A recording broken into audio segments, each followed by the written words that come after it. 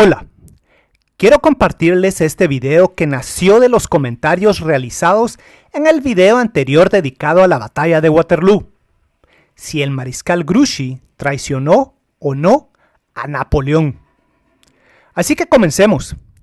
Grouchy nació el 23 de octubre de 1766 y él nació en una familia de la nobleza francesa.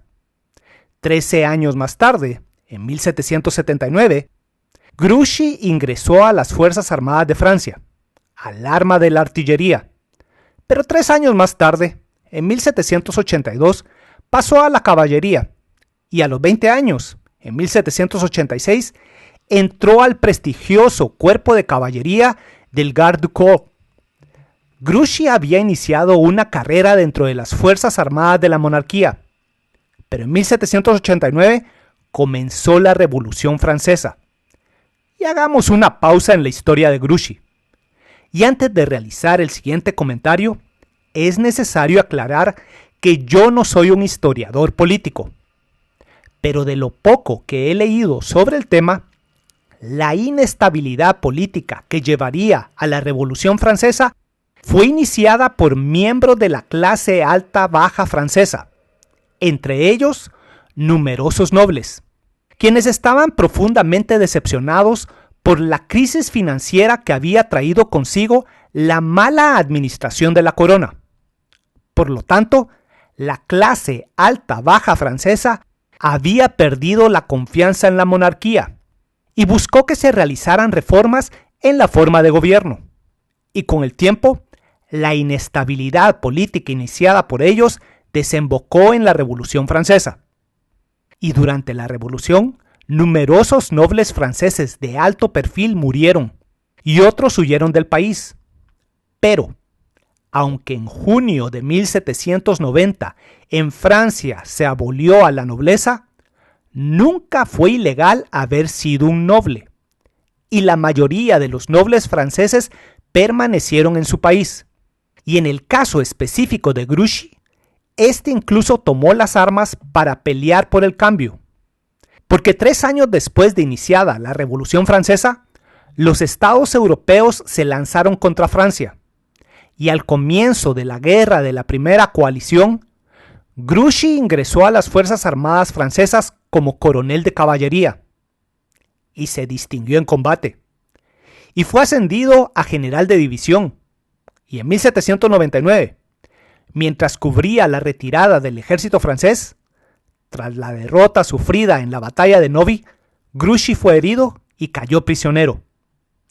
Meses después, él retornó a Francia, y durante esos días en Francia aconteció el golpe de estado del 9 de noviembre de 1799.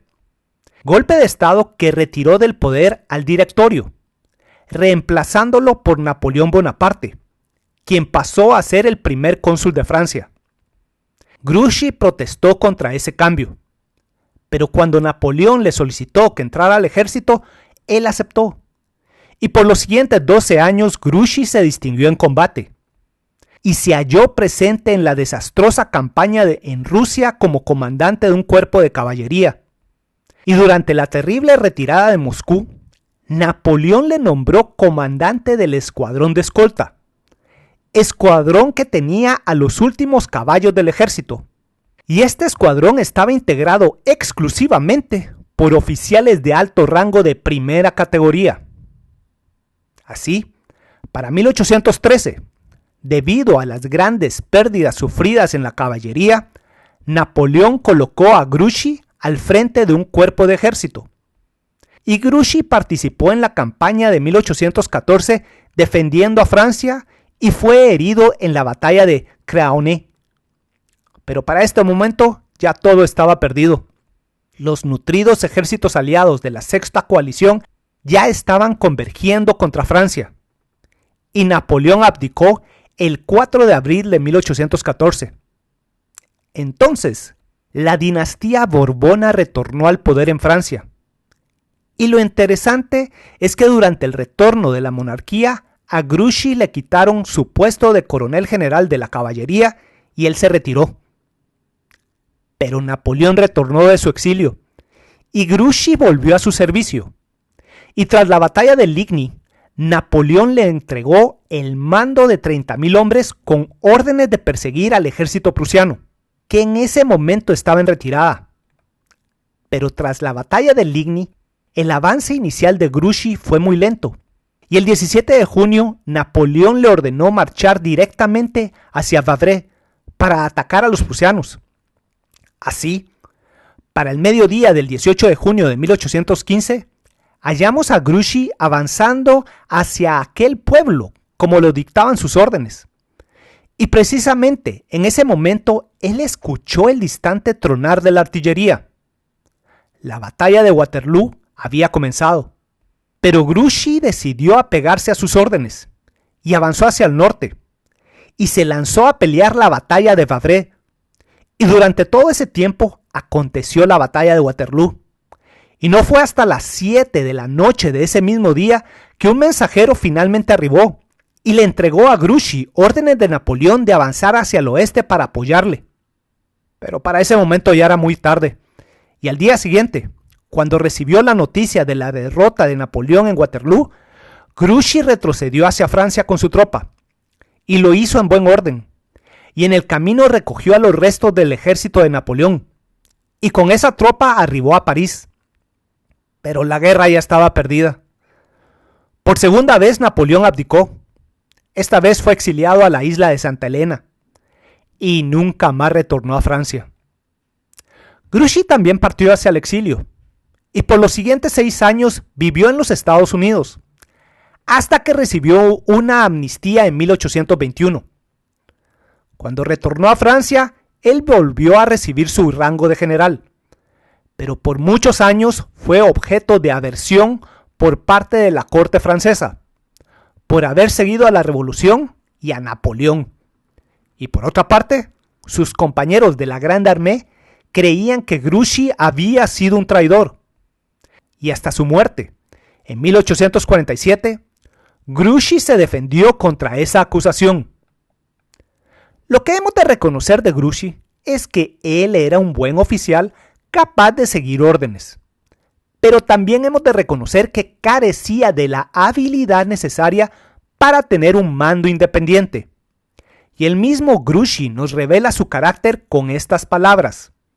Y él dijo así: la inspiración en la guerra es apropiada solo para el comandante en jefe, y sus tenientes solo han de limitarse a ejecutar sus órdenes.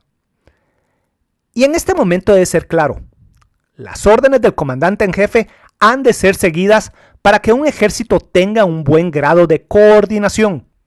Pero también es de enorme relevancia que los oficiales superiores, en un rango cercano bajo el comandante en jefe, puedan mostrar iniciativa dentro del parámetro de sus órdenes.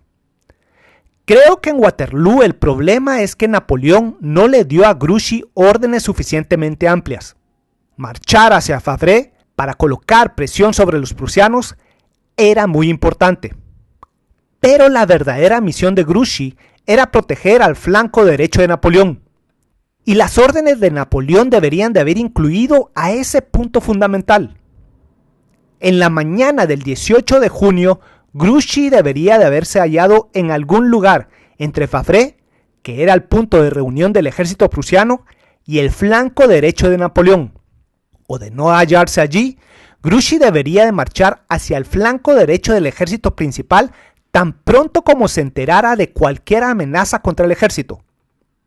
Por otra parte, ante la ausencia de esa aclaración en sus órdenes, de haber tenido Grouchy una mayor capacidad como mariscal, debería de haber inferido que la protección del flanco de Napoleón era su misión principal, y tenía que haber actuado siguiendo esa interpretación de sus órdenes. Pero esa capacidad de inferir sus órdenes estaba más allá de las habilidades de Grouchy. Finalmente, quiero mencionar la decisión de Napoleón de continuar lanzando ataques contra el ejército anglo-aliado aun cuando ya estaban arribando los prusianos contra su retaguardia. Mientras yo estaba realizando ese video sobre la batalla de Waterloo, por un momento llegué a pensar que, con el arribo de los prusianos a su retaguardia, Napoleón debería de haber ordenado una retirada. Pero mi apreciación inicial de esa acción, de efectuar una retirada, estaba equivocado. La obstinación del emperador tiene la siguiente lógica. En ese preciso momento ya no existía ninguna razón para que Napoleón tuviera precaución. Él se lo estaba jugando todo a una sola carta y tenía que ganar esa batalla a cualquier costo. Esa era la única opción que le quedaba. Así de simple. Bueno, espero que este video les haya gustado. Y si les gustó este video, estoy más que seguro que les van a gustar el contenido y la narración de mis libros que tengo a la venta con la editorial Almuzara y con Amazon. Y también, si desean, pueden apoyarme por medio de mi cuenta de Patreon. Y siempre le agradezco mucho a mis Patreons por su patrocinio hacia el trabajo que realizo. Atentamente, Víctor Aguilar Chan.